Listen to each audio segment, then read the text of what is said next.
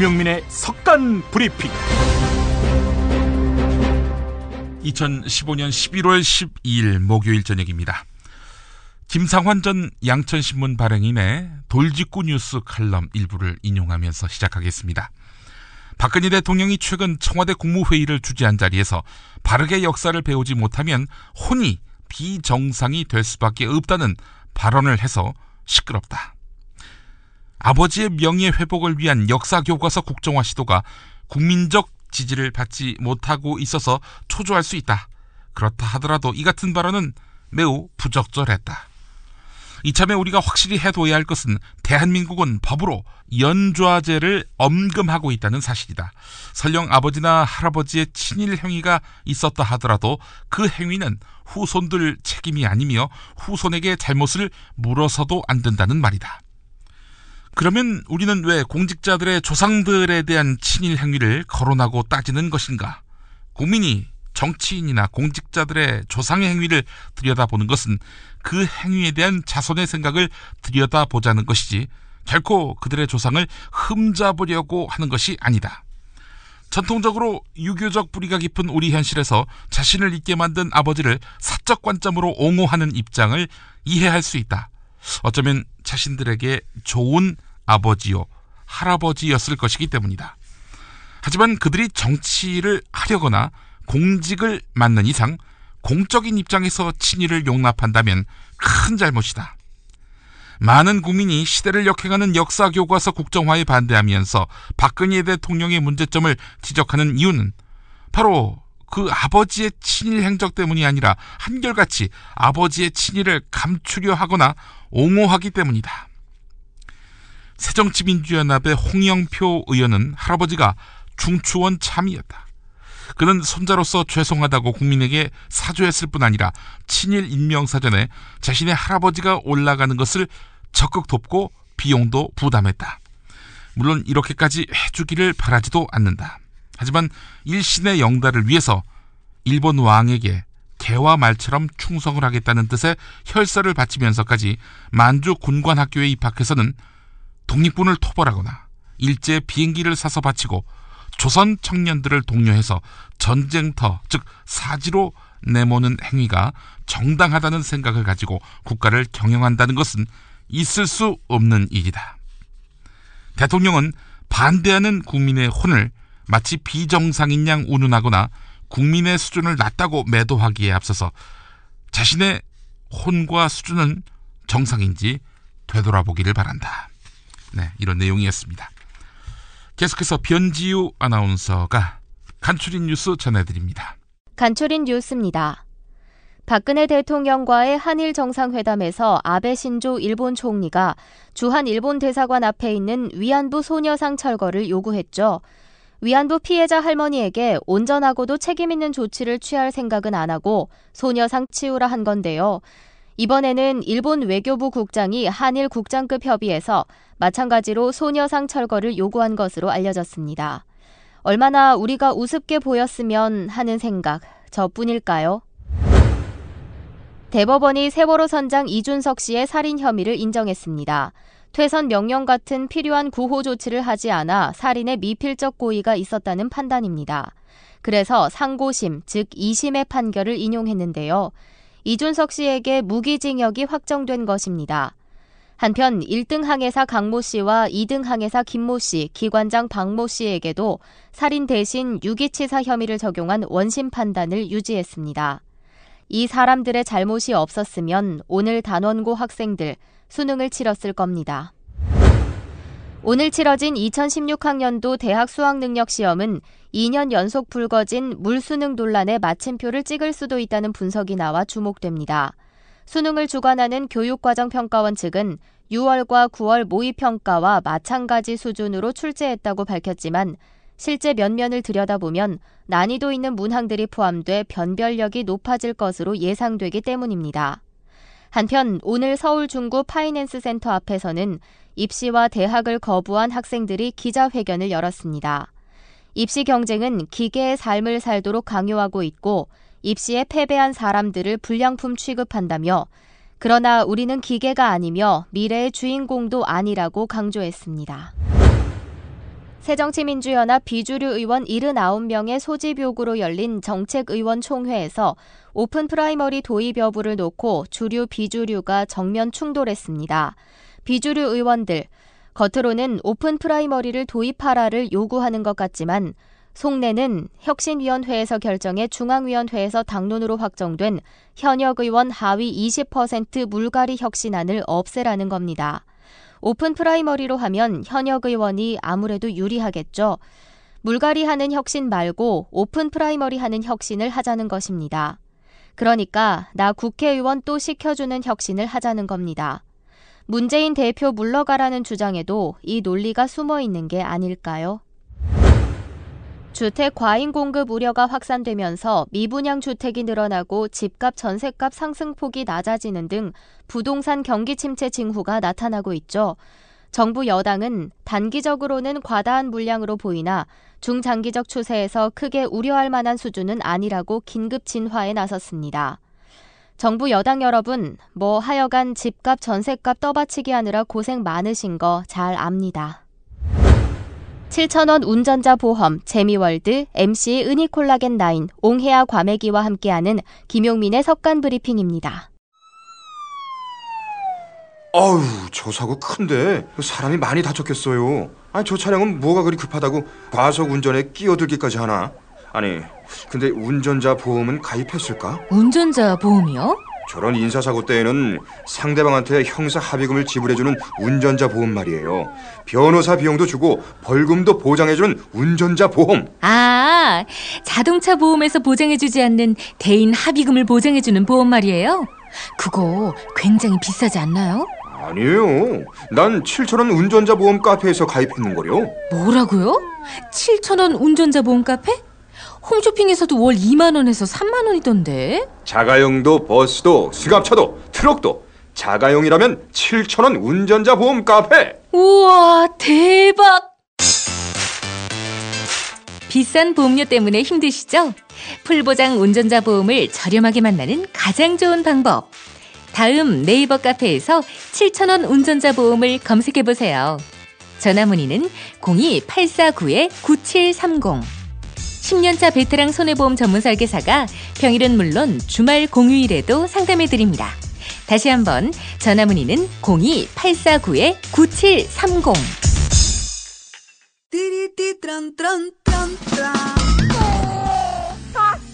스마트폰, 물통, 무료지, 아이패드, 패스트푸드 음식. 승용차니 지저분해요. 이게 섞이지 않도록 몽땅 넣을 수 있는 멀티 포켓 어때요? 한 손으로 스마트폰 보면 팔이 아파요. 목에 거는 스마트폰 거치대, 이거면 고민 끝.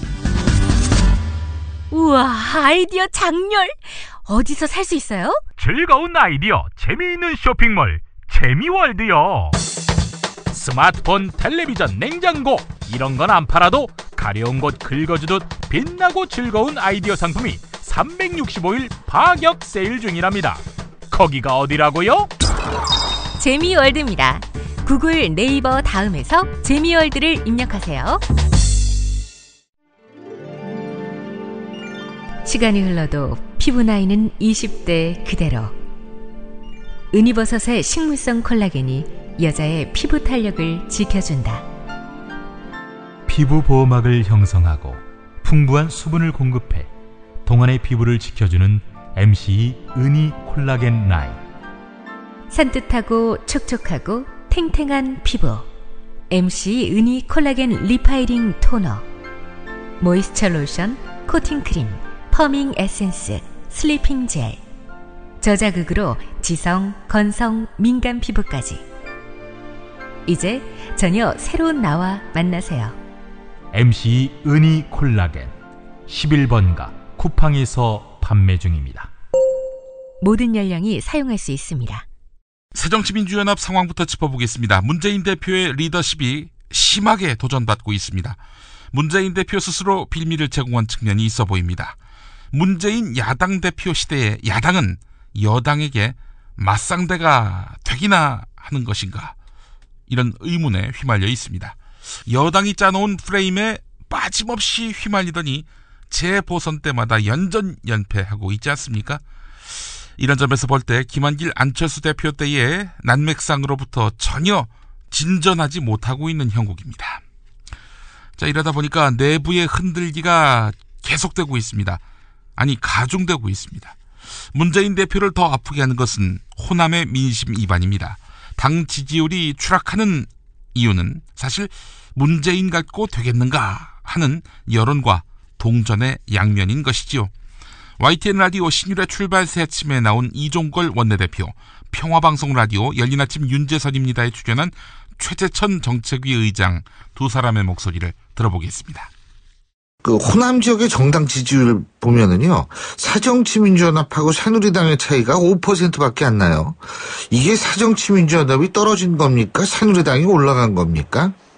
아마 이게 정말인지 이제 눈을 의심할 정도이죠. 이 정도라면은 우리 당의 존립 기반 자체가 흔들리는 소리라고 볼 수 있습니다. 이런 지수는 저희가 정치한 이래 처음 나오는 그런 경우입니다. 저희들한테는 어마어마한 민심의 경고가 내려지고 있다. 이런 생각입니다. 문재인 대표 그만두면은 좀 이런 현상 나아질까요? 그것도 하나의 방법일 수는 있겠습니다만 모든 정치 리더들이 의원들이 다 책임져야 되는 자세가 없으면 이런 총체적인 위기 상황이 과연 뚫릴 수 있을까 그런 걱정입니다. 박지원 의원도 왜 이런 얘기했더라고요. 문재인 대표한테 왜 자기도 죽고 당도 죽이려고 하느냐. 문재인 대표 대선 후보의 길을 가야 한다. 이런 얘기도 했고요. 그런데 어쨌든 지금 책임을 지셔야 된다고 대표님께서 말씀을 하셨습니다만 아직까지 문재인 대표를 비롯한 그 주류 세력들이 책임지는 모습을 보이지 않고 있었던 거는 사실 아닙니까? 예. 이게 지도체제 개편이라는 게 사실 문재인 대표의 어떤 이 자진 사퇴 스스로의 결단을 요구하는 거 아니겠습니까? 문 대표 측도 지금 보니까 통합선대위 구성에는 좀 긍정적이긴 하지만은 다만 이 대표직 사퇴는 곤란하다 이런 입장인 것 같은데 어떻게 보고 계세요? 이제 다들 제가 당직을 맡고 있어서 좀 난처합니다만 굳이 네. 말씀드리자면 현재의 지도체제나 리더십으로 내년 4월 총선을 치를 수 있겠느냐 네. 여기에 대해서는 다들 어렵다고 생각하시잖아요. 그건 네. 다들 동의하시는 것 같아요. 예. 그다음 두 번째로 그럼 어떤 시스템으로 갈 거냐 그건 이제 두 가지 논의가 있죠. 첫째는 네. 완전히 개방한 상태에서 당내 기득권을 버리고 새로운 정당을 창당하는 일신을 면모하는 그런 재창당 수준의 통합전대를 갖자. 이렇다면 천정배 전 장관도 들어오시고 손학규 전 대표께서도 오시고 네. 범야권을 통합해내는 그걸 하자. 이런 네. 흐름이 하나 있고요. 네. 두 번째 흐름은 이제 역시 안 된다면 그게 싫다면 통합선대위를 꾸려서 거기에 이제 합의제로 네. 예, 당내 권력을 분점시키자 이런 쪽인데요. 전 사실은 전자 쪽입니다. 저 개인적인 의견은. 네. 당직이라 예민합니다만 저 개인적인 의견은 문재인 대표께서 기득권을 내려놓고 네. 좀 더 자유롭고 열린 상황에서 통합전대를 갖고 총선을 치러야 한다 이런 쪽입니다. 두 번의 보궐선거 패배를 계기로 해서 문재인 대표 물러나라는 비주류의 목소리는 점점 더 커지고 있습니다. 하지만 문재인이 물러나면 솔직히 대안이 있습니까? 이 질문에 대한 답은 변변치 못합니다. 이런 가운데 안철수 전 대표는 자신이 문재인 대표가 사퇴했을 경우 비상대책 지도부를 이끌어가겠다 이렇게 말하고 있습니다. 하지만 작년 730 재보선 당시 굴욕적인 참패를 당하고 물러난 안철수 전 대표 아닙니까? 문재인 대표가 혁신안 만들자고 할 때 쭉 딴죽을 걸었고요. 야당 맛 좀 낸다면서 의원들이 장외투쟁하자고 했을 때도 딴죽을 걸었고요. 하여간 때마다 비토 입장을 내비쳤던 안철수 전 대표였습니다. 그런 안철수 전 대표는 그런 현명한 자세로 어떻게 대권 후보가 되려 하는가 하는 반론에 직면해 있는 상태입니다. 사실 문재인 대표 흔드는 비주류의 의도는 너무나 뻔합니다. 공천에서 자신이 배제될 가능성이 있다고 우려하는 것, 그거 아닙니까? 문재인 대표가 초청한 인물들이 모여서 혁신위원회가 구성됐죠. 이들이 내놓은 혁신안 중에 비주류를 가장 크게 자극하는 것은 하위 20%의 국회의원을 다음에 공천 주지 않겠다는 내용입니다. 이 혁신안을 그대로 둘 경우 자신의 차기 총선, 공천 보장이 안 되는 것이죠. 그래서 이 혁신안을 폐기해야 할 텐데 폐기할 가장 좋은 방법은 문재인 대표를 내치는 것입니다. 자, 그렇다면은 이런 문재인 대표 몰아내기가 과연 지지층에게 감동을 줄 수 있을 것인가? 이와 관련해서 한때 안철수의 입이었던 금태섭 변호사가 MBC 라디오 신동호의 시선집중에 출연해서 이같이 말했습니다. 문재인 대표 체제 이대로는 총선 치를 수 없다. 동의하십니까? 글쎄요, 저는 이 개인적인 생각이지만 한 번이라도 당 지도부가 제대로 일을 할 수 있게 좀 존중해 주는 것이 필요하다고 생각을 합니다. 사실 그동안 야당의 지휘부가 너무나 자주 바뀌었기 때문에 지금 다시 전당대회를 해서 지도부를 새로 뽑는다고 해도 과거에 당대표나 원내대표 등을 지낸 분이 다시 할 수밖에 없는데 그런 식으로 이미 다시 하신 분들을 뽑아서 다시 당의 대표로 뽑거나 그런 분들을 간판으로 혹은 모아서 집단 지도 체제를 만든다고 해서 당의 위기를 극복할 수 있으리라고 보지는 않습니다. 자, 지도 체제 개편 지금 현재 그것이 답은 아니다. 이 말씀은 제 두 번째 질문을 막아버리는 셈이 되는데 통합 전당대회나 이 통합 선대위 필요 없다는 얘기로 들리네요. 지금 당장은. 예, 지금 문재인 대표가 예를 들어서 물러난다고 했을 때 다시 들어오실 분들이 불과 몇 년 이내에 전부 당대표를 하신 분들이 대부분인데 그분들, 그러니까 지금 그걸 자꾸 바꾸기만 해서 과연 당이 새롭다고 볼 수 있을지 오히려 문화 자체를 바꾸고 지금은 좀 단합해야 될 때가 아닌가 개인적인 생각이지만 저는 그렇게 생각합니다. 예. 친박 핵심인 홍문종 새누리당 의원이 KBS 1라디오 안녕하십니까 홍지명입니다와의 인터뷰에서 저희 생각에는 이원 집정부제 외치를 하는 대통령과 내치를 하는 총리 이렇게 하는 것이 지금 현재 말하는 5년 단임제 대통령제보다는 훨씬 더 정책의 일관성이 있고 또 국민의 다양한 의견을 수렴할 수 있는 방법이 되지 않을까 생각해서 그런 이야기들을 하고 있고 그것들이 좀 탄력을 받고 있는 것은 사실이 아닌가 싶다. 이러면서 이원 집정부제 개헌을 주장했습니다.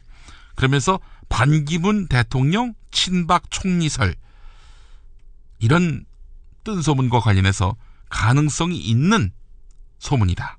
라면서 호응했습니다. 얼마 전에 최경환 경제부총리가 5년 단임제의 문제점을 지적하면서 4년 중임제 개헌 이야기를 했었지요.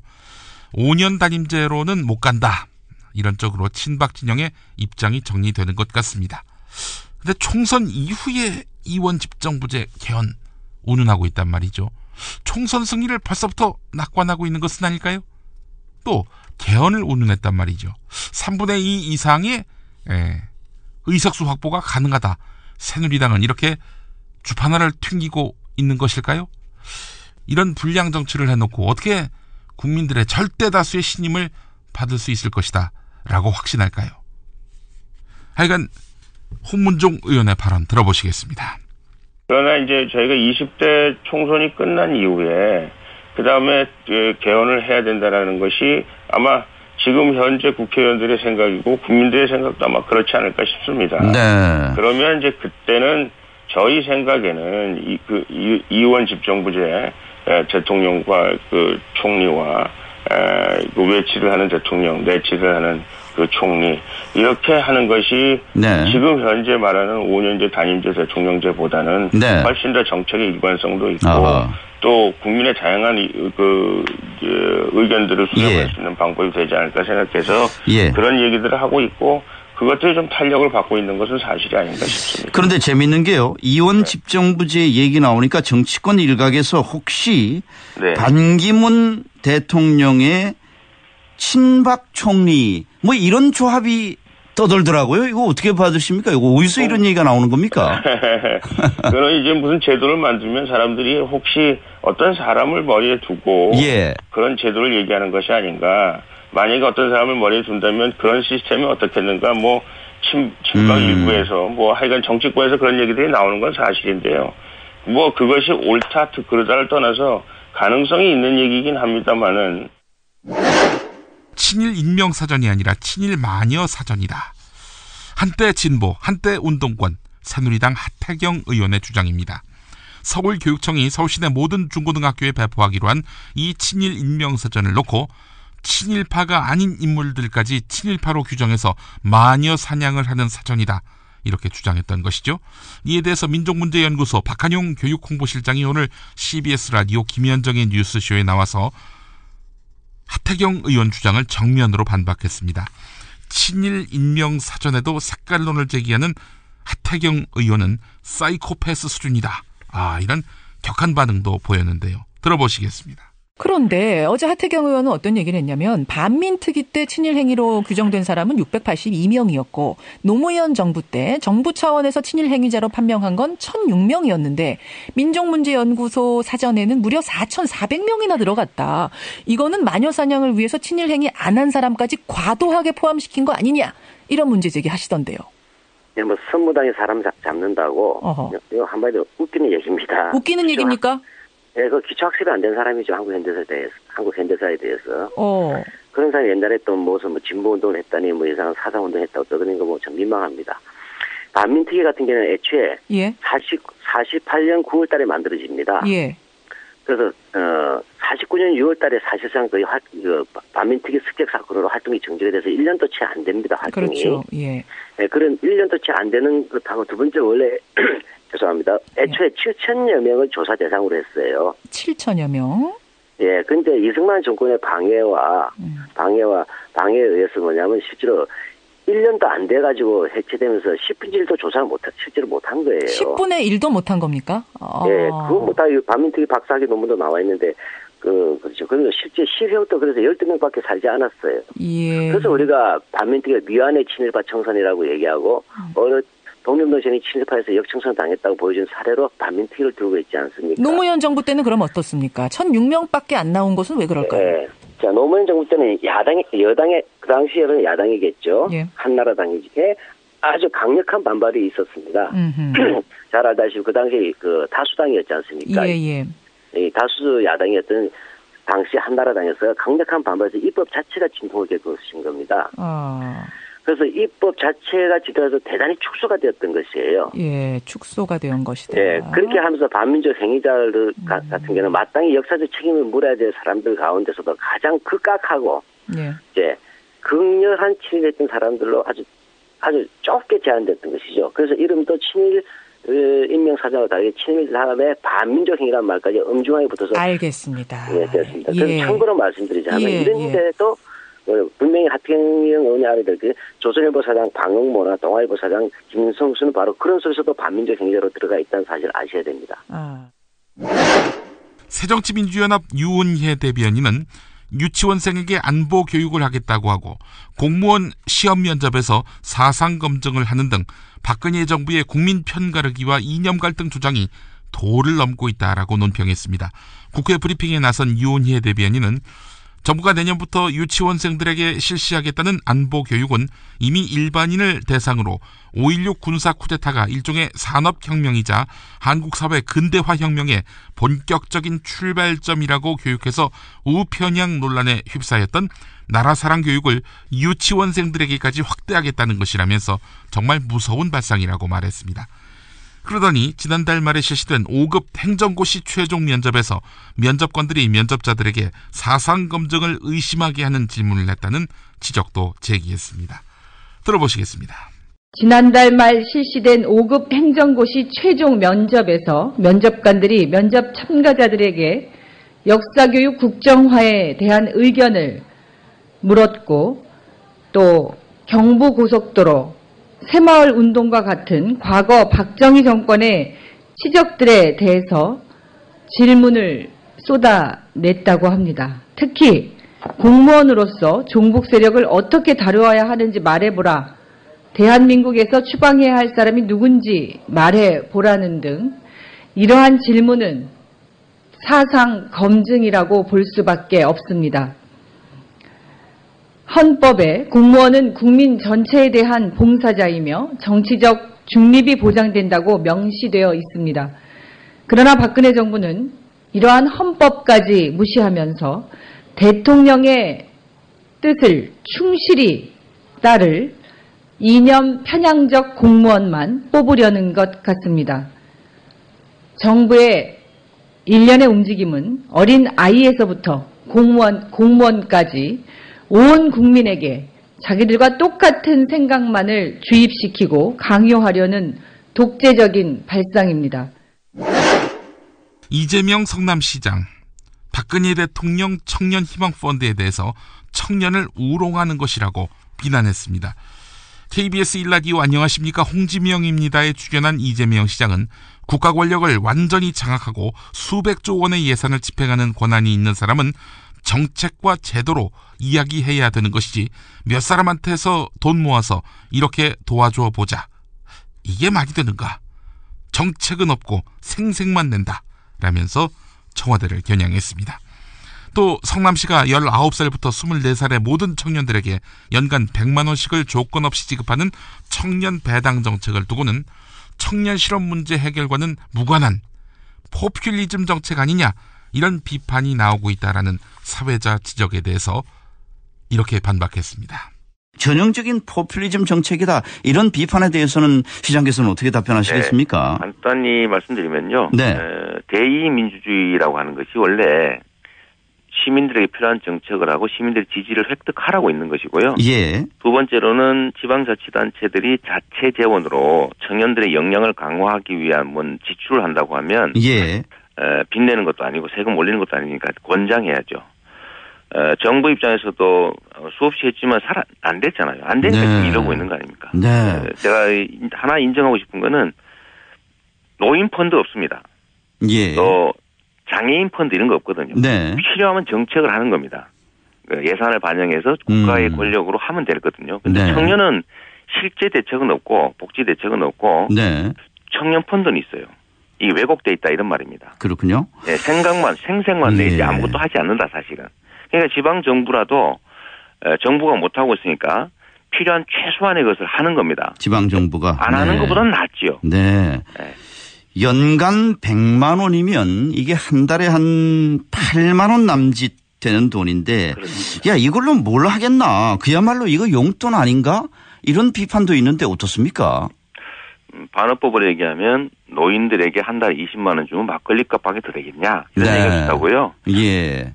청년들에게는 너무 예. 취약한 상태이기 때문에 8만 원도 엄청나게 큰 돈입니다. 아하. 있는 사람 기득권자들 입장에서 보면 예. 그 푼돈 이렇게 생각되겠지만 그야말로 알바해야 되는, 그 자소서 쓰기 위해서 또는 양복 빌려야 되는 이런 네. 청년들 입장에서는 엄청나게 귀하고 큰 돈이라는 겁니다. 자, 이게 무상급 시대하고 또 비슷한 얘기가 나오는 것이, 야, 이게 뭐 잘 사는 집 청년들한테까지 다 줘야 되느냐, 또 이런 얘기까지 나옵니다. 어떻습니까? 그렇죠. 네.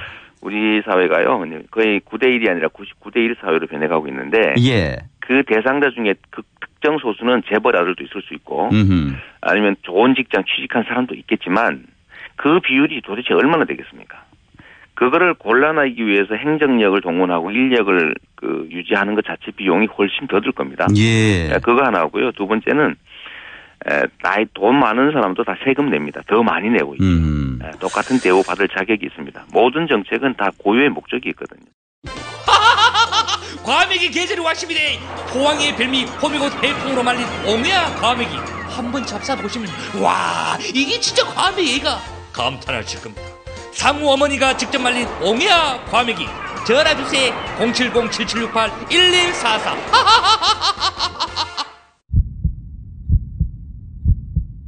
거리의 사제 함세용. 건강한 민주공동체가 형성되기 위해서는 역사 정의가 이룩되어야 됩니다. 진신된 역사, 기술 회복을 위해서 함께 노력하고자 합니다. 탐사 전문기자 주진우. 낮에 막걸리를 많이 드셨지 않습니까? 항상 해진 옷을 입고. 근데 남겨놓은 재산이 너무 많으세요. 유경재단도 있고 영남대도 있고 정수장학회도 있는데 막걸리만 먹었다. 저녁에 시바스리가 먹었지 않습니까? 그거는. 근데 이제 떠날 채비를 마쳤습니다.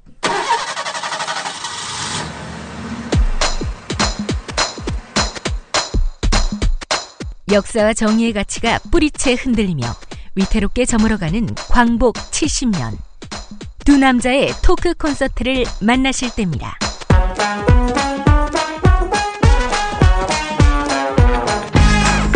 함신부와 주기자의 현대사 콘서트. 11월 27일 금요일 저녁 7시 부산 상공회의소 대강당. 이튿날인 11월 28일 토요일은 낮 3시 대구 동성 아트홀에서 있습니다. 예스24에서 현재 티켓 예매 중이며 입장료 2만 원 중 일부는 역사 바로 세우기 활동에 기부합니다. 시사인과 천주교 정의구현 사재단이 주최하는 함신부와 주기자의 현대사 콘서트, 여러분 모두를 초대합니다.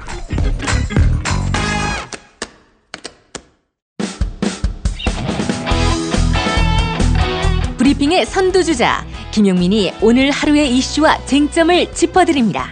In 4, 3, 2, 1, rolling. 김용민의 속건 브리핑.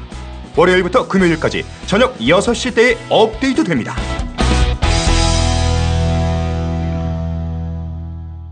오늘 가짜 인터뷰에는 많은 욕설이 포함됐습니다. 불편하신 분들은 42분 30초부터 청취하시기 바랍니다. 가짜 인터뷰 시간입니다. 오늘은 오랜만에 대쪽 같은 가짜 이회창 전 한나라당 총재 모셨습니다. 가짜 이 전 총재님 안녕하십니까? 국민 여러분 안녕하십니까? 여러분의 창 이회창 인사드립니다. 네, 웃으시니까 참 보기 좋습니다. 얼마 전에 유승민 새누리당 전 원내대표 부친상 상가 다녀오셨죠?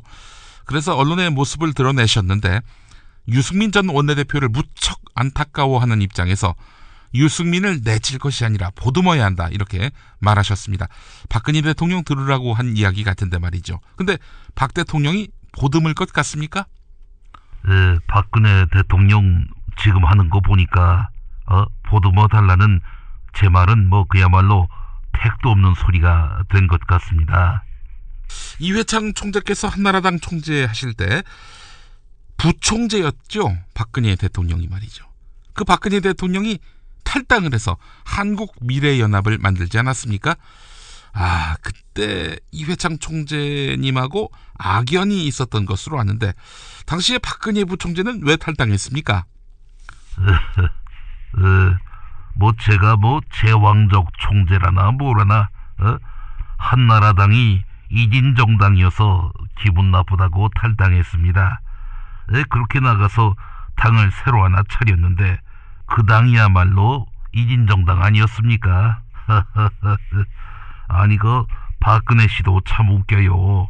새누리당, 한나라당, 신한국당, 민자당, 민정당, 공화당, 자유당, 이 한국의 보수 정당은 모두 이진 지배 정당 아닌 때가 있었습니까? 민주주의 하고 싶으면은 한나라당에 남아서 나하고 싸우던가.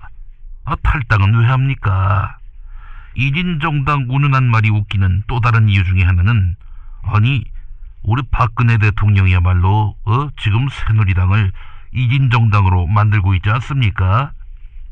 예, 십수년 지나서 이제는 이회창 총재께서 박근혜 대통령의 독재를 걱정하시는 양상이군요.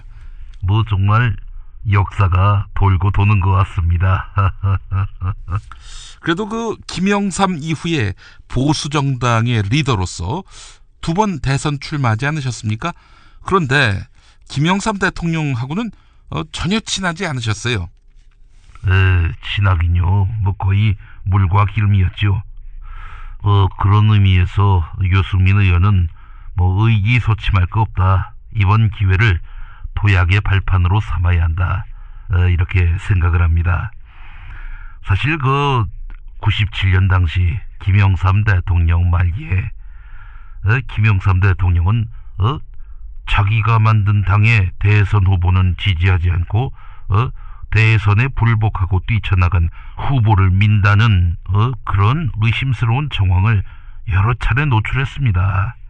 제 신경이 무척 곤두섰죠. 박근혜 대통령은 2002년에 뛰쳐나가고 1997년에도 그렇습니다. 뛰쳐나간 후보가 바로 이인재 의원 아니었습니까? 그래서 결국 이회창 총재 표를 갉아먹어서 낙선하게 만든 그 원흉 아닙니까? 그 이인재 의원 하면은 무슨 생각이 드십니까? 다각도의 분석과 통찰 그리고 정치사적 관점에서 연역적으로 논증한 바에 따르면 시발새끼입니다. 그 이인재는 시발새끼라는 말 말고는 달리 설명이 안 되는 개젖같은 아이고, 말씀이 너무 험해지십니다. 죄송합니다. 제가 판사였다면 그 새끼 콩밥 먹였습니다. 무슨 수를 써서라도 콩밥은 그냥 콩밥 아닙니다. 유전자 조작 식물 GMO로 만든 그 콩을 처먹일 겁니다. 아이고. 예. 이제 참으시고요, 총장님. 제가 이인재 의원 얘기 안 하겠습니다. 예. 죄송합니다. 하지만 이인재 얘기만 나오면 이 속에서 제 창자가 줄넘기를 합니다. 이인재 이 개씨발 새끼. 아이고 참으시고요. 예. 다음 질문 드리겠습니다. 박근혜 대통령이 얼마 전에 우주를 찾고 또 뭐 기운을 찾으면서 이제는 혼까지 찾고 있습니다. 종교인이 아닌가 이런 생각이 들었어요. 대통령이 아니라 종교인 아닌가. 냉철한 법리로서 공직에서 오랫동안 봉사하셨던 이회창 전 총재께서 보시기에 박근혜 대통령의 이런 태도 어떻게 평가하십니까? 우리가 대통령을 뽑은 건지 아니면은 일국의 제사장을 뽑은 건지 이 도무지 분간이 가지 않습니다. 대통령은 말수를 줄이고 주로 국민들의 입장을 듣고 또 모든 사람들의 뜻을 하나로 모으는 그런 중재 역할을 해야 하는데 지금 그 일을 거의 못하고 있습니다. 공무원은 그렇다 쳐요. 여당마저도 지금은 거수기, 자동 박수기계 이런 걸로 전락한 거 아닙니까? 지금 당대표가 누구예요? 김무성 의원. 뭐 하는 겁니까 지금? 대표만 나무랄 수는 없겠지요. 여당 최고위원도 이건 정말 직무유기 상태다. 전 이렇게 생각을 합니다. 당 최고위원은 또 누구죠? 서청원 있었고 김태호 있었고 이정현이 있었고 그래 대한민국 만세 할머니 김월동도 있고 그리고 이인재 이 씨발 새끼가. 아유 참으세요. 하필 또 그 양반이 최고위원이어서. 아이고 알겠습니다. 이회창 총재님 다음 질문 넘어가겠습니다. 예, 진정하시고요. 네. 자, 이회창 전 총재님, 우리 정치가 어떻게 돼야 하겠습니까? 우리 정치는 지금 유신 시대로 돌아갔다 이렇게 얘기하는 분들이 있는데 그거야 박근혜 대통령이 퇴임하면은 정리될 문제 아니겠습니까? 근본적으로 한국 정치는 이 지역구도 이걸 바꿔야 됩니다. 대한민국 헌법에서는 지금 전국 정당만 허용하고 있지 않습니까? 근데 어떻게 된 것이 여전히 영남당, 호남당, 충청당 이렇게 갈라져 있습니다. 삼김시대는 그렇다 해도 그 후배 정치인들도 지금 지역주의에 기대고 있지 않습니까? 여든 야든 말입니다. 지금 영남 같은 경우에는 김무성, 호남 같은 경우에는 천정배, 그 충청은 안희정 지사 그렇다지만 얼마 전까지만 해도 충청의 맹준이 떠오르는 태양이니. 네, 맞아요. 이인재 의원이 그러지 않았습니까? 이인재 이 씨발 새끼 이 창자를 뽑아다가. 아이 조장님, 제가 또 쓸데없는 얘기를 했습니다. 죄송합니다. 아이고, 예, 좀 진정하시고요. 이건 지역구도를 깨자, 이런 말씀으로 저희가 받아들이겠습니다. 귀한 말씀 감사합니다. 자, 다음 질문 드리겠습니다. 지금 정치권에서는 총선 지역구 획정 문제가 아직까지도 뜨거운 쟁점이 되고 있습니다. 내일까지 논의를 해야 될 텐데 말이죠. 시한이 내일까지인데 내용은 간단합니다. 만약 야당이 주장하는 대로 권역별 비례대표제를 도입한다면 지난 총선을 시뮬레이션 해볼 때 통합진보당이 30석을 얻는 걸로 나왔어요. 그러니까 만약에 권역별 비례대표제를 도입하면은 이 진보정당 또는 호남신당이 30석 이상 먹을 수도 있다. 이런 계산이 나오거든요. 이래서 지금 새누리당이 반대하고 있습니다. 당리 당략 때문에 이 정치 선진화를 막고 있는 것 아니냐 이런 비판이 나오고 있는데 이회창 전 총재님은 어떻게 생각하십니까? 네, 국회의원은 이 국민의 대표니까 따라서 대표성을 제대로 확보하기 위해서는 인구수에 맞게 선거구를 고치라는 그런 헌법재판소의 그 판단에 존중을 해야 됩니다. 이 법에 대해서 존중하지 못하면서 입법부를 대표한다는 것이 이 참 부끄러운 일 아닙니까? 행정부는 또 어떻습니까? 국회의 입법 기능을 무시하면서 야당과 타협하지도 않고 고시 또 시행령 이런 걸로 해서 멋대로 법규를 만들기도 하고 고치기도 하지 않습니까? 예? 이 법치주의가 죽어가고 있는 겁니다.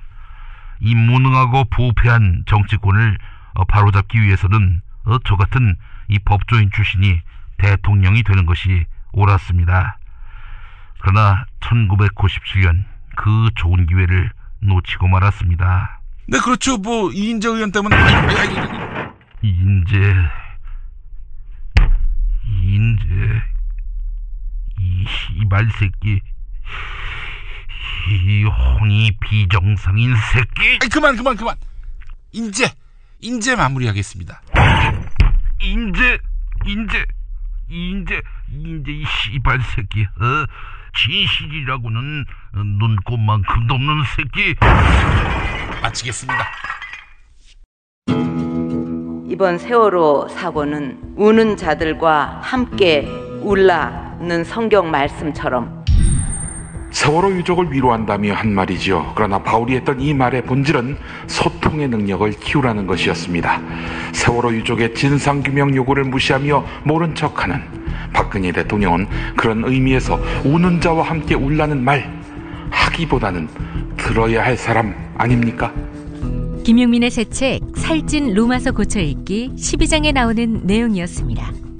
예스24, 알라딘, 교보문고, 인터파크 등 주요 인터넷 서점에서 만나보세요. 김용민의 신간 살찐 로마서 고쳐읽기.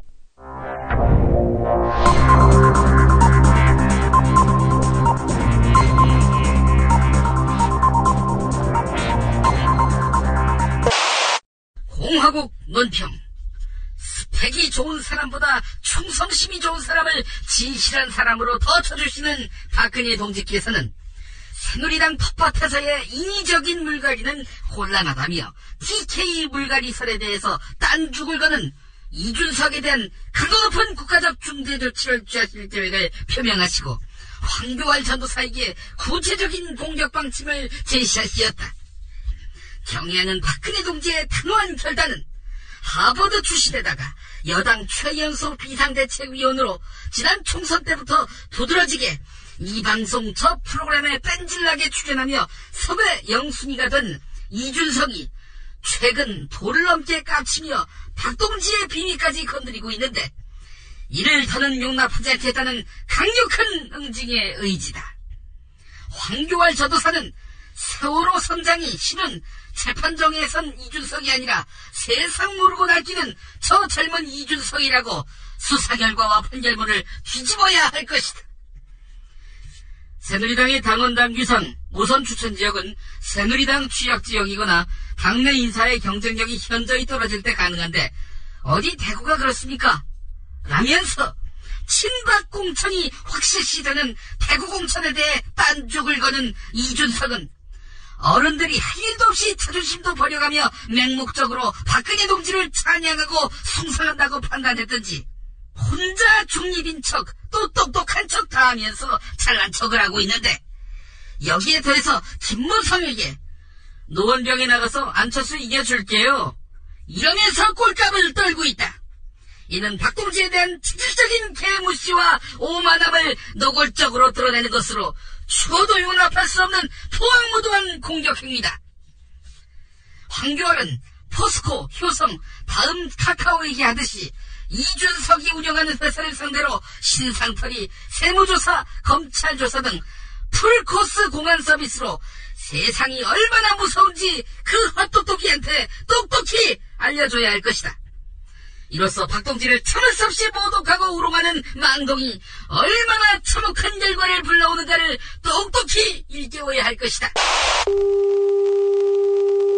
네, 내일은 다시 하늘이 흐려지면서 전국에 비가 내리겠습니다. 비는 오늘 밤 제주도부터 시작해서 내일 새벽부터 아침 사이에 남부지방으로 확대되겠고요. 낮부터는 서울을 비롯한 중부지방에도 차차 내릴 것으로 보입니다. 비는 주말인 토요일 오전에 잠시 그치겠습니다. 일요일에는 전국이 대체로 맑겠고 비가 그친 뒤에도 크게 쌀쌀하지는 않겠습니다. 아침 기온 서울과 대구 10도로 오늘과 비슷하겠습니다. 낮 기온은 서울, 광주, 대구 모두 15도로 오늘보다 3도에서 6도 정도 낮겠습니다. 석간 브리핑 마치겠습니다. 여러분 고맙습니다.